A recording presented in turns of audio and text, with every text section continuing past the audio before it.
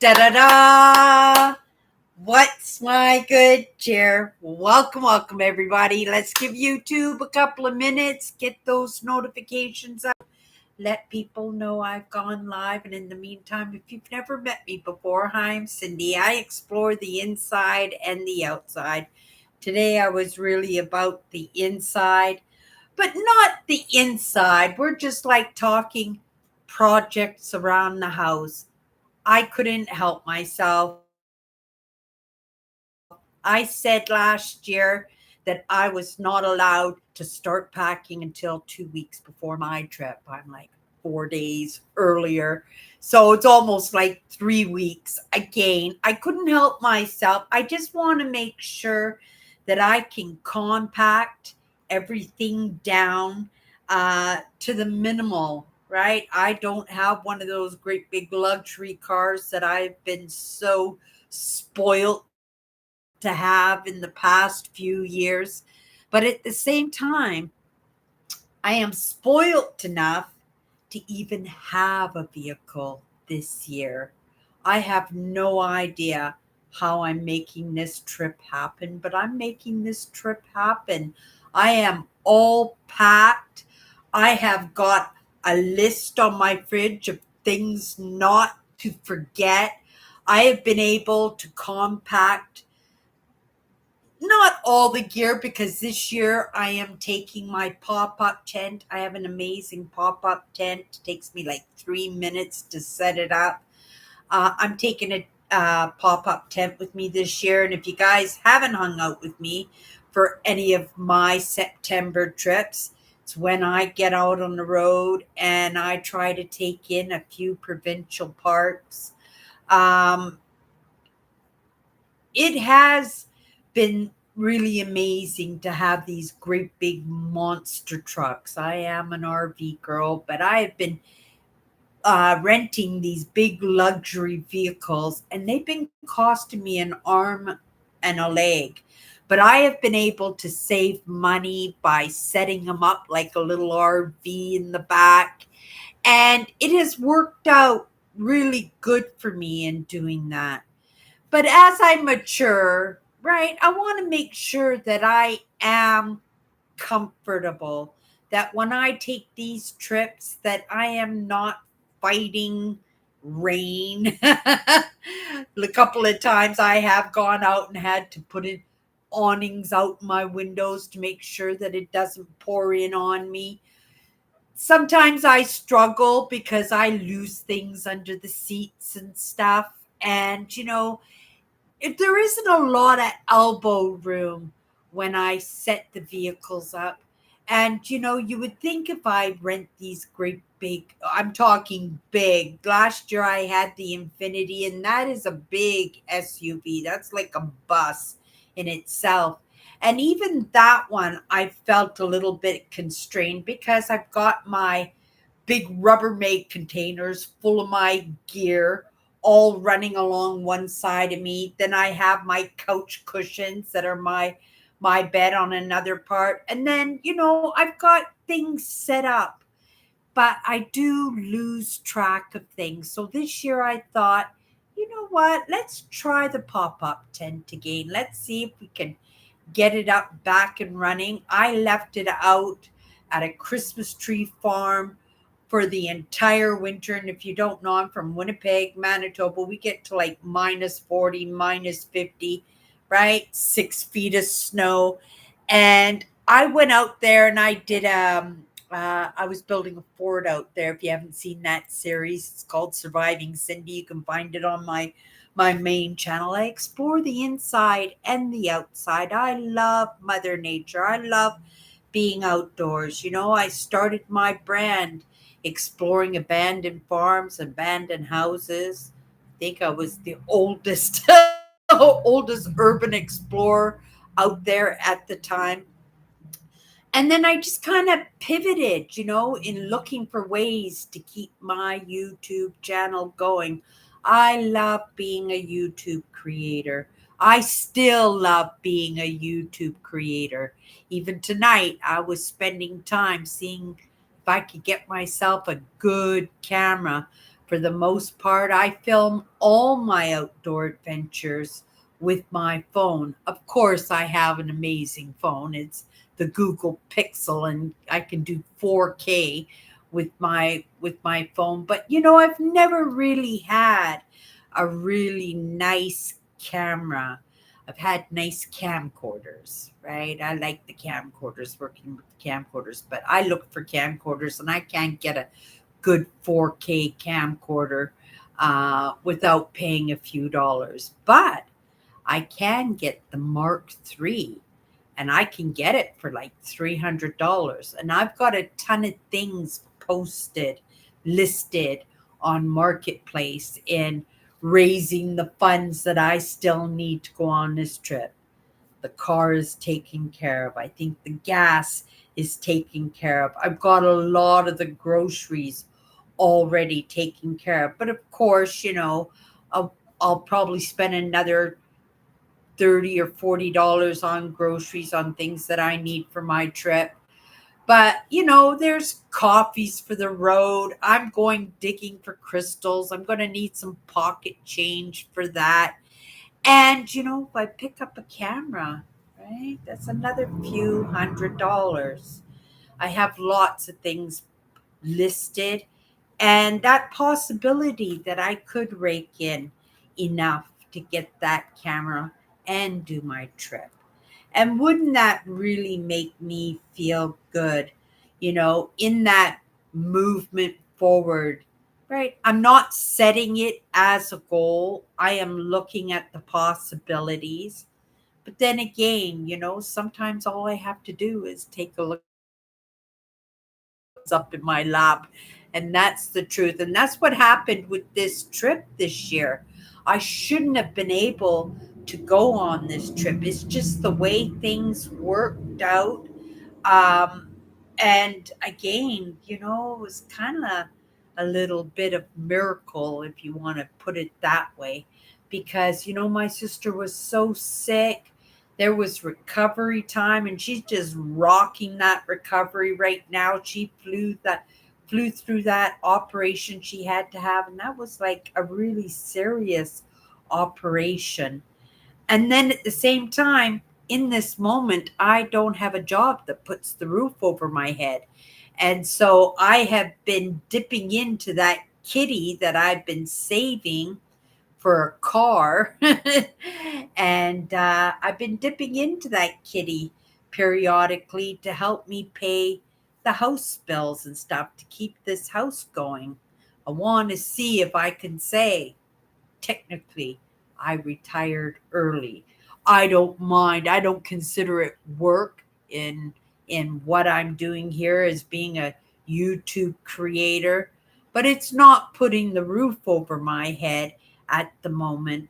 And so I have to make sure that I am being responsible and accountable to myself, and making sure that I'm not putting added stress into my life to worry about the bills. I took care of the bills. But then, right, I had resigned myself and accepted that I probably wasn't going to go on my yearly September trip.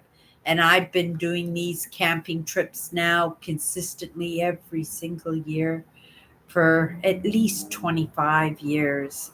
And this would have been the first time that I didn't make it. But as things work out, right, I thought about it, right? Made some inquiries, and it happened onto my plate. And I know all I have to do is move towards the things that I want, the goals that I'd like to set for myself, those little bit of dreams that would make my life so happy. And, whoever or whatever will meet me along the way. And it doesn't matter. I don't have to go all the way. I don't even have to meet it halfway there. I just need to be moving towards that. It's part of why I was packing today too, compounding that idea. I'm going on this trip no matter what. I'm going on this trip, and things just seem to be working into place. So maybe it was a little bit of that too in looking at cameras today. But in doing that, uh, it makes me feel that this trip is really going to happen, and not just make me feel that way. I know this trip is going to happen. My camping spots are all booked.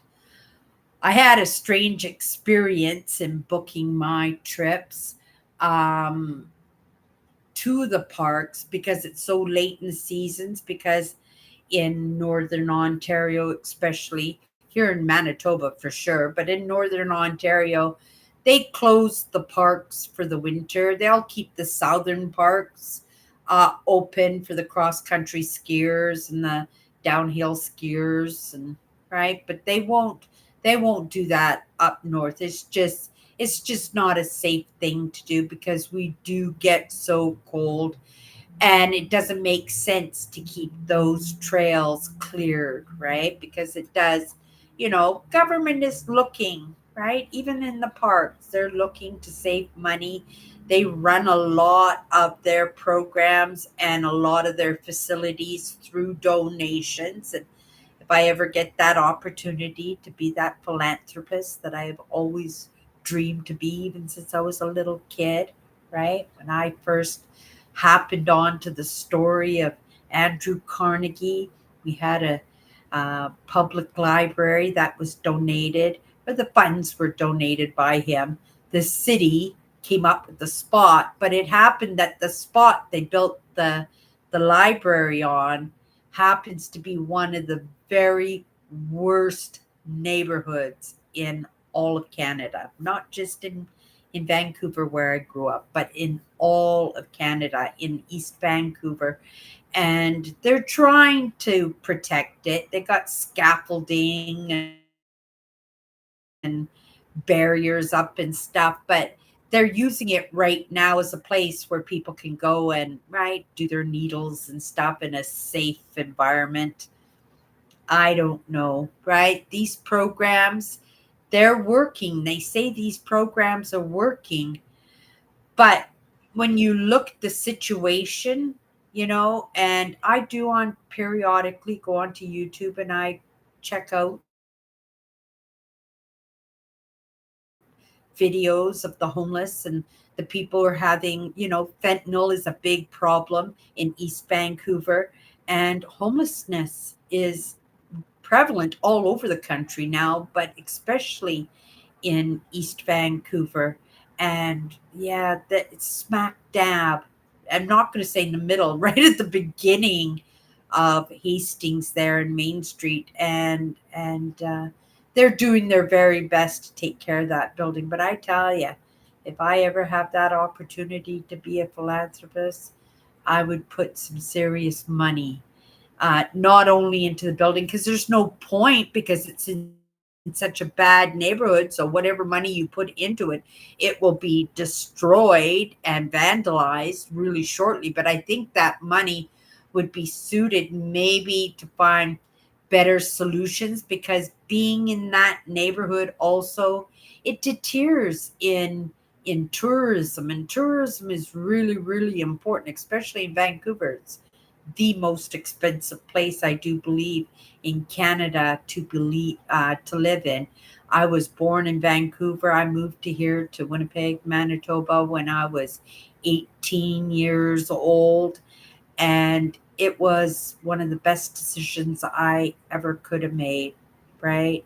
To be able to have my family around me. And, even though we were a dynamic family, sometimes family, just having family, because lots of people don't even have that, right? Lots of people don't even have that. But it was the people, right? The people in Manitoba, my goodness, there is something about them. And, sometimes I think it is in the extremes, not just in the weather, but maybe, right? Because we get to like minus 50 below in the wintertime. We get to like plus 30, plus 40 in the summertime. Like all this weekend, we're going to be in the 30 Celsiuses all week long.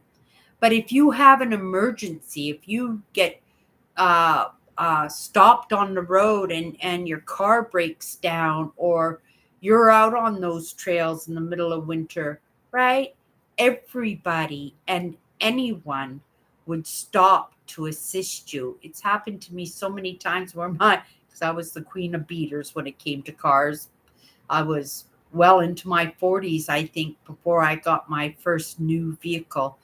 But, I would break down on the highway, and within 30 seconds there would be like 4 or 5 cars stopped behind me coming up to see how they could assist, right? And it's just not, in those emergencies, because we all rely on our neighbors, and being in the extremes, right? In the weather, right? We do depend. It's something that was just, maybe it was when we first settled this province, when we didn't even have cars and snowmobiles and ATVs or emergency vehicles, that it was just something that was ingrained in us as a community.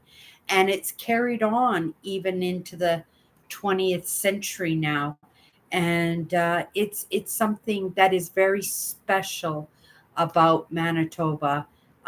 If you ever have a chance to come to Manitoba, it's probably the first thing people say about this province, besides the amount of trees we have. We line our streets with trees. In the middle of summer, you can go up onto the high rises and you won't even see any buildings because there are so many trees. I can see like downtown just because they're all skyscrapers and stuff. But anyway, to get back to a little bit, you're going to hear me talk about the trip as we get closer. I'm leaving in 2 weeks. And yeah, I've already, every day, I'm doing something to compact that idea that this trip is happening. I know it's happening. Right, there is no doubt in my mind that it's not going to happen. There are kinks, and right, there are funds that still need to be had, but somehow, some way, I know that it's going to fall into my lap. And this is the way that we should dream. This is the way we should set our goals and our ambitions, right? And even if you don't know that it's going to happen, right? If you want to take a trip to Europe, if you want a new car, right? You just start doing it. Even if you can just put $1 away every day, somehow an extra 10 here and an extra 20 here and the next thing you know, right? Your dreams and your goals are being manifested. Lots of times we have these dreams and these goals, but because we can't see the possibility of it, right? It would make sense that I wouldn't see the possibility in making this trip happen. But because of the lessons and because of my beliefs, right? That I understand that I have to move towards, right? I can't just dream. I can't just wish. I have to put the work in, right? And I don't have to go 100 miles an hour. I don't have to put every single penny that comes into my household into that kitty. I just have to put some into it, right? I just have to make a little bit of movement. Even, I'm a true believer in baby steps. This whole process of turning my life around has been a process, but it's been a process of picking up lessons and having conversations and doing some workshops and seminars, right? Just getting advice where I can. And, lots of times, right? Even in this digital age, right? Working on YouTube, there is so much information out there. There are so many people who are willing to give their time and give their insights and their gifts and their, right? And I was brought up to understand, brought up in the half a dozen years, I have come to learn that, you know, you just have to move towards what you want. Do it in baby steps if you have to. But if you do that, right, something or someone will come up behind you and give you that swoosh of air, that little bit of push, that little bit of motivation, inspiration, cheerleading, right? Lots of times that cheerleading came from myself. I had to do it on my own. And I purposely did it that way. So, because I understand that there are so many people out there who have nothing, that don't even have a belief in themselves, who aren't even willing because they don't see the possibility, that they're not even willing to take that first step, even if it's just a baby step. They're not even dreaming it. They're not even realizing, they're not even thinking of it as a possibility, right? And, you know, it's only in our choices, right? And you just have to make that choice. You just have to start by making a choice and moving towards it. And you can make such amazing things happen. Even in today, and cleaning out my desk and stuff, I recognize that, my magnesium is running low. Magnesium isn't a cheap vitamin or cheap mineral. It's not. It's going to cost me $25. And I live on my magnesium. And I'm cleaning out my drawers. And oh my goodness, I found 3. Right? Magnesium comes in different forms, right? This one is magnesium bisglycinate. And this one is uh, I can't remember it. Just magnesium, I guess. I'm trying to remember. But then, calcite. And then I have a magnesium calcium in my drawer too. And I went, oh my goodness, why am I saying that I need to buy vitamins, minerals? Like, go through my stuff, Cindy, and see what you have before you start going off to the drugstore and buying more. Like, it was only because I've been enjoying the gummies, right? I've been enjoying the gummies. And so I forgot that I had capsules and I had pill form here. Magnesium is magnesium. Like, seriously. And then I came across this one, and this one wasn't cheap either. And I just bought this one a couple of months ago. I think I took it for like 1 or 2 days, and then I just totally forgot about it. And this one is for uh it's for keeping your system. Oh, I need the magnifiers. It's all dark in here. Um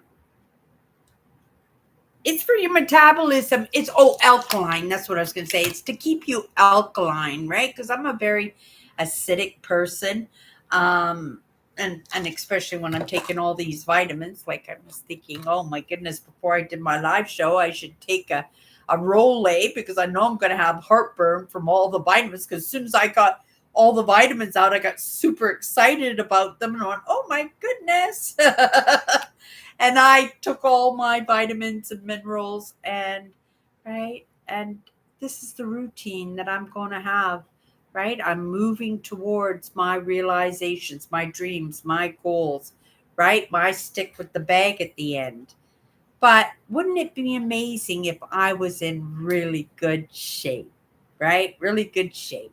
Tomorrow I'm going to be going for a swim. Well, I'm going to go to the dentist first, my last checkup.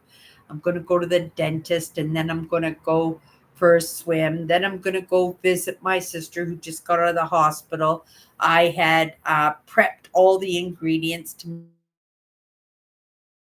make her a corn chowder. So I'm going to make her a nice big soup, because I love soup. to last her a couple of days, and it won't make a mess of her house because it's all prepped and in sandwich bags and everything.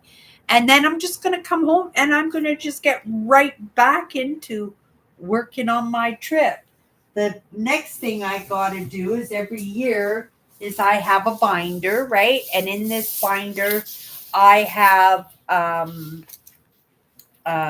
my my sheets for inside of the windows for my licensing to get into each one of my provincial parks because my park spots are already paid for. Not only that, what I do here is for every park that I go to, I have all the specs towards it, all the information. I staple in receipts and I keep track of all the parks. I have done over 20 provincial parks now in Ontario. I've done a few here in Manitoba, but we're not super renowned for our provincial parks. Maybe we are, but I love Ontario. I love the mountains. I love all the lakes. Here in Manitoba, we have lots of lakes too. I just love going for the drives, right? It's right. I just love doing cross country drives and stuff. And I've been going to Ontario now for 10 years, and I keep all my specs for every single park in this book here. So right when I'm old and decrepit, that I'll be able to sit in my rocker out on my patio looking out over my lake and be able to reminisce about every single one of my trips because I keep such good track. I look at all the activities. I mark down all the trails I want to go to. I mark down uh, beautiful campsites because even though they post when you reserve them, they'll post pictures of the campsite. Times change, right? Um, and not only that, they don't always look the way you know that you expect them to. I've been very lucky. I have booked beautiful spots. I've never been disappointed in any of my camp spots that I have booked. I do take my time in that, but in saying that, oh, the coincidence. I booked two parks, and because they're, and I was going into this conversation, because the season is shutting down for a lot of these parks I'm going to, it's their last week. The week that I'm going is the last week for the season, and they won't be open until mid-May again. So to the parks, I completely have for myself, right? And that's pretty cool. I think that's pretty cool, right? Nobody there to save me if anything happens, but being the long weekend too, I think in one of those parks that I'm in, uh, it turns out the day before I come in is the weekend, right? Because I'm going there on a Sunday, but on the weekend, somebody rented and booked the same camping spot that I did, right? I picked that spot because it was in the middle of the campground. It was in the forest. Right, there were a lot nicer ones right on the lakefront and everything. But somebody booked my spot for the weekend before I booked mine. But they're the only ones. They got the whole park to themselves too that weekend. And so I thought it was really, really of all. And there's in two campgrounds, and the campground I'm in has a hundred campsites. And out of those 100 campsites, what are the chances that the only other camper this week is in the exact same camp spot as me, right? Go figure. I might change my camp spot because to me it just seems a little bit creepy. It just seems a little odd, right? Of all the camp spots that right? It's my camp spot that's getting rented twice all week. There are no campers in that entire campground, right? But the two campers that are showing up are staying in the same camping site. But it is what it is. I may change the spot, right? Only because I feel like, oh, it just seems a little bit odd to me. And in that oddness, I think I should make a move in that, right?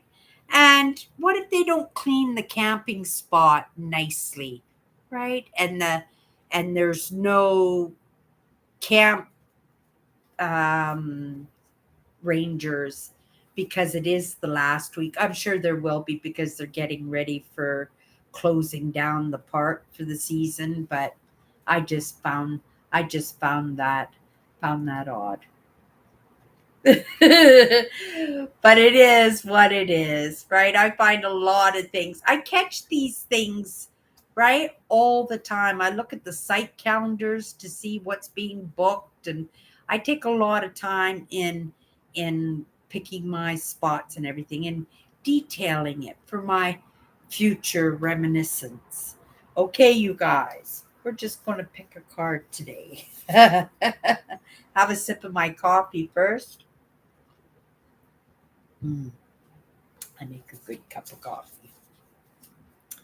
I'm looking forward to my trip, you guys. Oh my goodness, to connect with Mother Nature. And if you guys don't connect with Mother Nature, oh, scientifically, it's proven how important it is for us. Even if you could just, right, lots of people aren't active or they have handicaps and stuff, but if you could just even sit at the kitchen table with the window open and let the breeze roll in. It is fall now, right? Um, it helps out so much. It's telluric energy, and I am a bit of a tree hugger in that way. But for myself, I think probably I'm extreme, but I know there are other people even more extreme than me. They can consider themselves tree fairies. Right? But I do love to connect with Mother Nature, and I know what it does for my soul. I can live for 6 months just from going off on this camping trip that I do every single year. It's so important for me. And, I got to put that work in. I'm moving towards it. There's not a chance that it's not going to work out for me unless something happens to one of my sisters. Then, no question, I will cancel it, right? Okay, you guys. Anything else? Anything else? Anything else? No. Let's just pick a card. If you've never come into my live before, um, these are 54 powerful words. They're just powerful words. And usually I'll just pick a card and it's the first perspective, sometimes the first perception. Perception is the learning process that gets you to a perspective. Sometimes that perception actually leads me into a perspective, and that's happened many, many times.